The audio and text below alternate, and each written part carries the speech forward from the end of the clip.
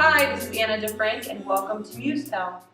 So Anna, we meet for the first time. Welcome to MUSETELL Season 1. How you doing? I'm doing great. Good. We're honored to have you here. I'm honored to be here. So, just tell us where you're from. Where you from and where you grew up from. I am born and raised in Newcastle, PA. You still live there? I am moving from Newcastle, PA to Pittsburgh currently. Okay. What was it like growing up in, Newcastle? Newcastle is a very interesting climate. I wouldn't have chosen to grow up anywhere else. That's all I know. A very high community-based type of city. Very interesting. I met people from all walks of life there. It was a very interesting childhood. Okay, so you grew up in Newcastle. I grew up in Youngstown, which we are very close. Yeah. I'm from Poland, actually. So really, it took me like 10 minutes, 15 to get to you. Pulled over in Poland a lot. Yeah, they get us. Yeah. They don't like I'm not going to say what they don't like, but they don't like certain things coming in, to the city. Okay. But that's awesome that you grew up, basically we grew up on the same, area. You didn't grow up too far. So No. what was your childhood like with your family? You had mom, dad? Okay, so I have two siblings, but one of them doesn't make an appearance until way later in my life. Okay. But I have a very close in age sister who's 25. She's younger than me. I'm 28. Okay. Grew up, my parents divorced when I want to say 6 years old. Okay. So my dad's 12 years older than my mother. So when they got divorced, my mom was 24. Okay. With two little kids, single woman, 24, two little kids. You and your sister, yeah. your 25-year-old sister. Okay. Yeah. What's her name? Dina. Yeah. Okay. So it's you and her and your mom. At that time, yeah. Okay. So what was that like when you're the older sibling and you're the leader? How was that like when your dad left and it was you and your mom? Well, my mother actually left, so Or your mom left, sorry. Yeah, she took the initiative, left, and she had to provide a house for us, and she didn't work, she was a stay-at-home mom at the time. Okay. So that obviously creates a lot of stress and a lot of, urgent needs that need to be satisfied. So she was a hustler, she started to work, and at that time, because she was working all the time to provide for us, we were being raised by our grandparents. Okay. What's their names? Their names are Barb and Tom. They still here? Tom has passed. Okay. Grandpa Yes. went away. What impact did your grandparents have on your life? Oh my God. Everything. Just, I guess, a lot of influence to... They gave me a lot of confidence, so they always believed in me. So... Like what? Like what was a story like that you remember that they gave you, encouraged you? Well, I was the favorite. I don't care what anybody says, but okay. To my grandparents, I was definitely the favorite. So I remember multiple occasions. My grandpa, he worked in the school district, so education was a big deal.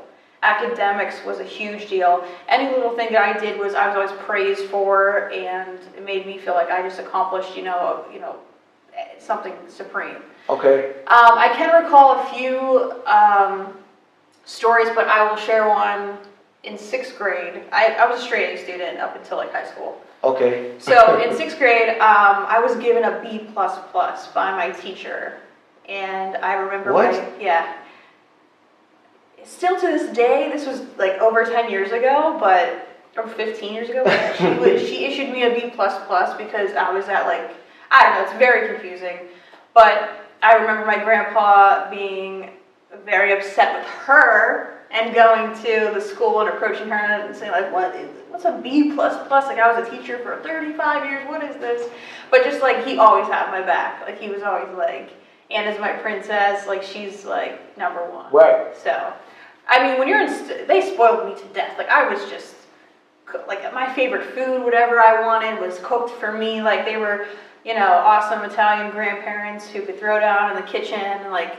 They were just amazing, selfless people, sweet people. So with them believing in me definitely gave me a sense of confidence and definitely influenced me on not having boundaries. Okay. With anything I wanted to achieve because my grandpa believed in me.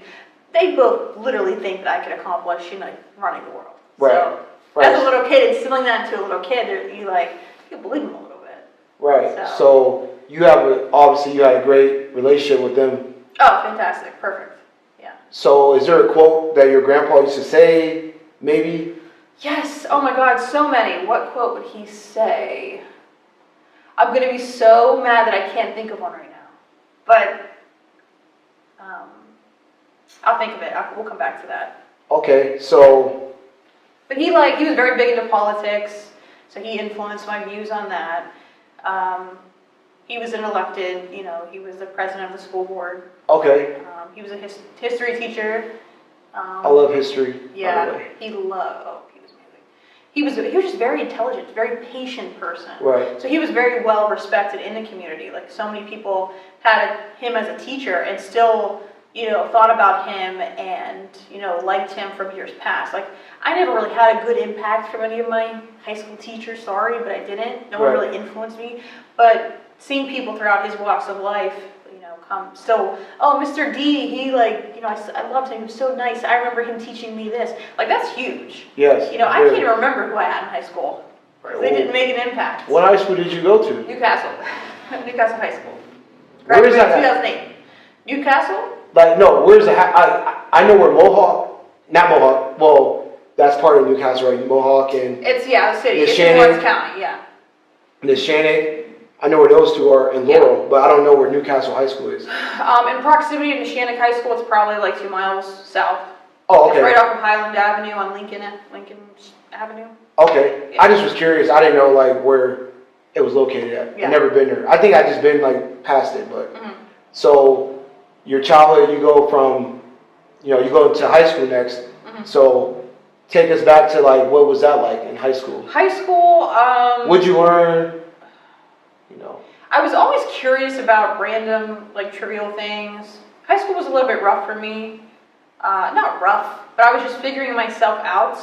I didn't have an identity yet. So It was kind of, I guess in those early years, trying to figure out who I was. Okay. So high school to me wasn't the funnest year of my life. I feel like I'm in that time of my life right now. Okay. But high school, it was kind of just a exploration period. Okay. What am I capable of? Who am I? Type of era. Okay. Did you play any sports or? I ran track in 9th grade, played softball until 9th grade. Wasn't really into sports, no. So what was your time of your day like? If you didn't do sports, did you go home and you were involved in social activities or? No, I really wasn't that social in high school. I was really big into church when I was in high school. I went to youth group a lot. Youth group, yeah, I made a lot of friends there. I used to go to Victory Christian Center. Which one? The one in Lowville? Coatesville, yes. I go to one in Boardman. Oh, now. Really? Yeah. I had a great experience there. I was part of the youth group. We took a lot of trips. I still have friends that I made there then today. Okay. So that was pretty influential. From 10th grade to, say 9th to 11th grade, I was real big into church. Okay. Youth group. Yeah. Okay, so from after that time into your college, You go on a hiatus senior year, starting to get a little bit rebellious. Like what? Just, remember, I got ISS for leaving, ditching school. What's ISS? In school suspension? Okay, right. I got caught. What'd you do? I left school and got caught, they caught me on the camera, leaving. Probably to go drink with my friends, do something stupid. Okay. But I was, rebellious, pushing that was the age where you're pushing your limits. Just Yeah, but I always worked really hard. I had 2 jobs. I started working when I was probably 15. 15. Yeah. What was your first 2 jobs? Well, I babysat, but my first real job I think was the concession stand at Pearson Park. I know where that is. Yeah. I know where that is. I was the concession stand girl, and then I worked at Coney Island. The hot dog? Yes.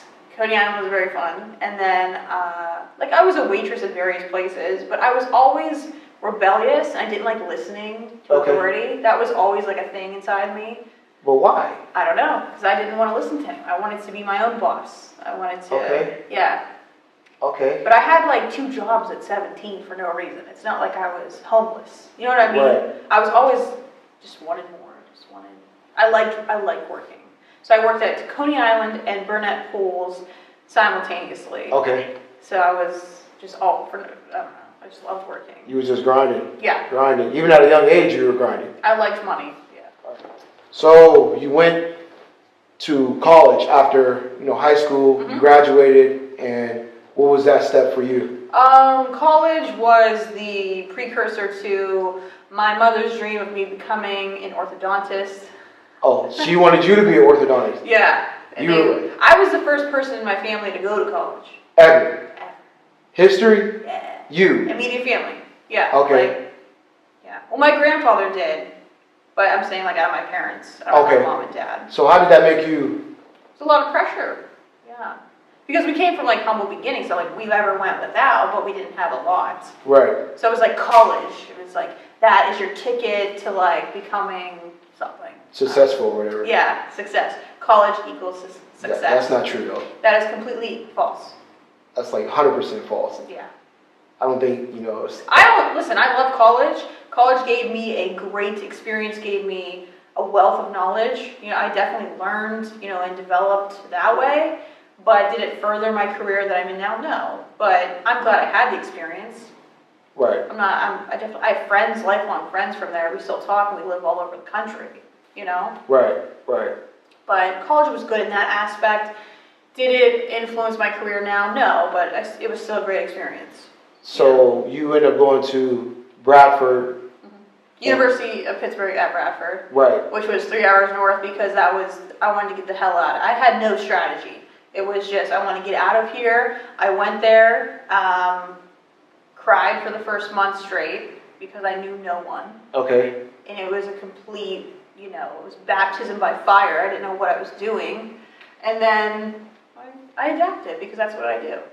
So what was your mindset like when you went to Bradford? Like what were you thinking? Like, how am I going to get through these days? Yeah. How'd you it was think? like lime Dorito chips. I remember that. It was like, I was like dating someone at the time, so I didn't really like socialize too much. But then we broke up my 3rd year of college, and then my senior year of college was the best time of my life. Okay. Yeah. Okay. But that has nothing to do with real estate. So. Got you. So fast forward 2012, I graduate from University of Pittsburgh with a degree in biology, and now I'm like thrown right back into Newcastle. I haven't lived home in 4 years. My independence is now gone. Now I'm home. I live with my grandparents. Okay. So I moved in with them. When you came back from college? Yes. So that was an adjustment because you were living on your own, then coming back to like Newcastle. With my grandparents. And you were like, With my No, they were like the best roommates ever. Like right. I would live with them now if I could. Right. But they made food, did my laundry, made my bed. I mean, they were just the absolute gems. Like, right. It was not a bad situation. But I went on a hiatus for 6 months after I graduated. Okay. I didn't have a job. I didn't work for 6, which is out of character. Like, I remember one of my best friends, even to this day, Gina, I would text her and be like, okay, so we'll just go work out, we'll go lay out, and then we'll go out. Like, that was what we did. That was your mindset? That's what we did for 6 months, yeah. But eventually, I remember thinking, okay, I'm 21 years old. What the hell am I doing with my life? I need to figure it out. I need cash, Right. So I got a bartending job at a local bar in town called Gallows. Okay. Started bartending there. From there, I met a regular who was the owner's son of the first real estate company that I worked for. So what was the name of that company? Castle Realty. They raised me. I still have a great relationship with them. So. But I was 21. I met Jeff, and his name's Jeff Staff. Okay. We're still really good friends. We're business partners. We own a rental together. We own a piece of real estate together. Okay. I asked him, I said, hey, like, I know that you're in real estate. Can I just do paperwork for you? And like, I'll bartend, but I'll do your paperwork on the side. He's like, yeah, of course. Come, Monday at 9 a.m. And I went at Monday at 9 a.m. He wasn't there. So that was my first taste of Jeff Staff. And right. Anyone who knows him knows what I mean. Right. So But everyone was looking at me like, who is, like, I didn't even have like a polish to me. Like, I didn't have a professionalism. Right. I'm 21 years old. All I do is, come from college realm. I wasn't equipped to be in the professional world. But you are now. I was naive, yeah. I was naive. I had no polish. I had no candor. I had no sense of presence. I didn't, big deal, you have a degree, cool. Nothing. So what taught you that, though? That behavior? Well, I started chasing Jeff around because he is just a ball of energy, chaotic energy. So I started chasing Jeff around, but he's excellent at what he does. He's very intelligent. He's very good at dealing with people. He's a broker. He's very good at bringing people together. So I just observed. He was a completely different person than I was used to being around. I've never had a mentor like that, right, per se. He's your first one. Yeah, definitely. Probably the biggest influence in my career as to what it is now. Jeff. Oh, I hate that I even admitted that because that will inflate his ego. But no, he taught me the ropes, man. Like everything, like about life. He taught me about real estate and how to work hard, and how to finagle, and how to persuade, and how to look at a bigger picture. But it's a chess move, and it's not checkers. And he taught me. That's priceless. I owe him that. Still don't want him to know that. He taught me, the law. I mean, his mind work is. You should have him in here because his mind work. I've never met another person like him yet. I don't think they would make two. I don't think the world could handle two of him. But he taught me everything. I was doing the paperwork for him, and I started to learn the contracts and the law and the market myself. But I wasn't making as much as an agent. So right. when I saw his checks, I was like, wait a minute. I know exactly what's going on. Like, I need to get my license and I need to start moving real estate. So I took the education and I took the test, got licensed, and I remember I was terrified of quitting my bar job because I was like, that's like guaranteed money, but how do I know if I'll ever sell a piece of real estate? Right.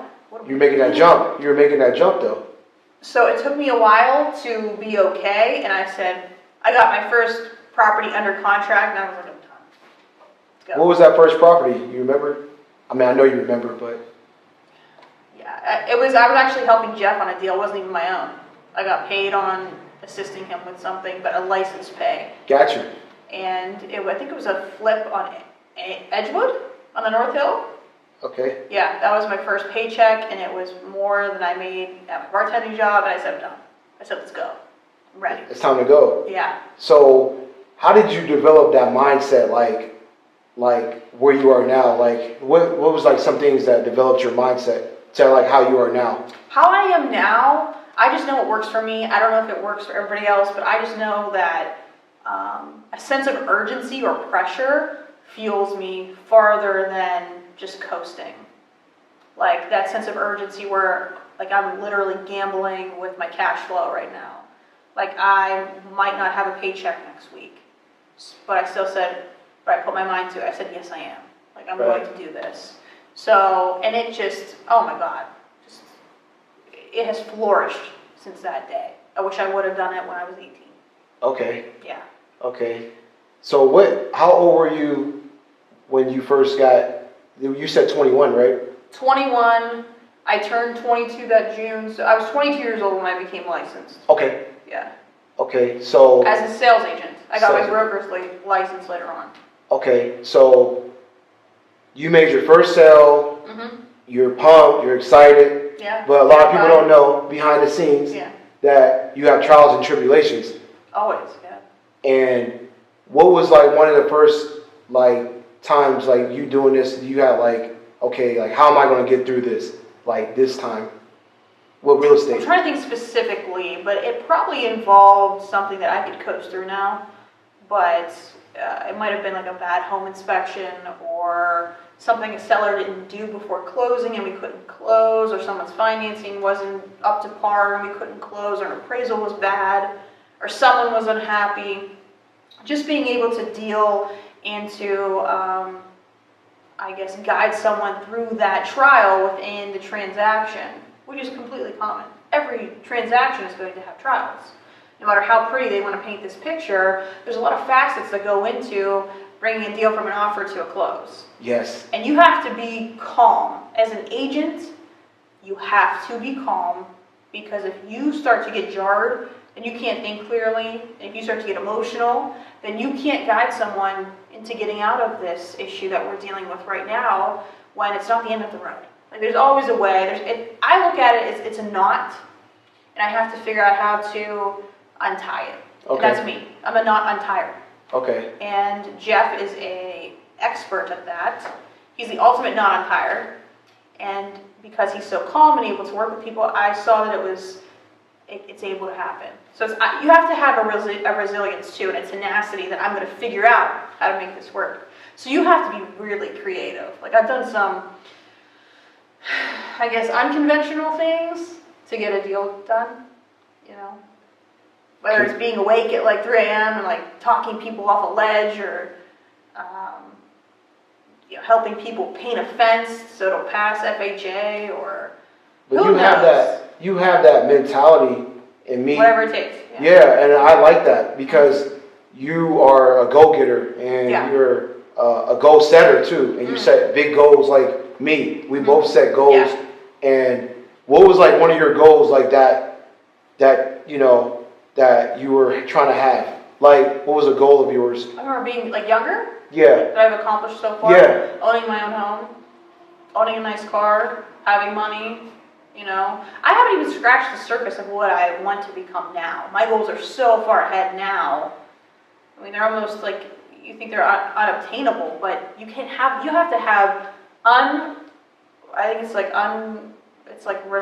relentless self-belief. I think that's a quote I saw. Yeah. Relentless self-belief. If you look what that word means, no one can take you off course. Like, you have to believe in you, and no one else will. Right. So you can't look for validation in other people. You just, hard work beats talent. You have to just be consistent, honest, persevere. Okay, this is happening over here on the side. This is distracting me, but I can overcome that. I can still keep going. You can't give up easily. Right. I probably, like, it's crazy now.